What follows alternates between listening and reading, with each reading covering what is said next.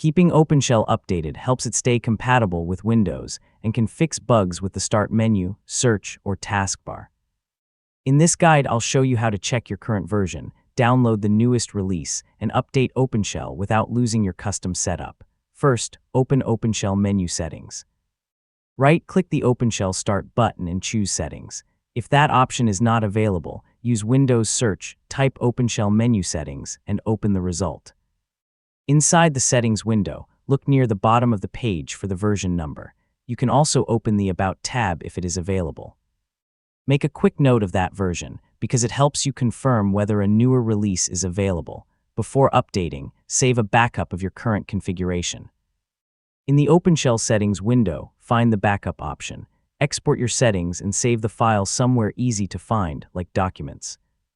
This is optional, but it is a good safety step if you have customized your menu. Next, open your browser and go to the official OpenShell download page. Check the newest release version, then download the installer that matches your Windows computer. Avoid downloading OpenShell from random software websites because the official source is the safest place to get the update. Once the download finishes, open the installer. Windows may ask for permission to make changes, so choose Yes if you trust the official installer. The Setup wizard should detect your existing OpenShell installation.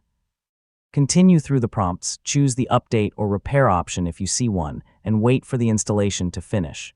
After the update, restart your computer.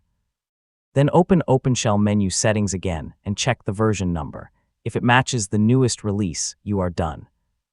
Open the Start menu and test your shortcuts, search box, and menu style to make sure everything looks right. If your menu looks different after updating, do not worry. Open the Backup option again and import the settings file you saved earlier. Apply the changes, reopen the Start menu, and your preferred layout should return. And that is how to update OpenShell. A quick backup, the official installer, and a restart are usually all you need. Keeping it current can make your custom Start menu more reliable after future Windows updates.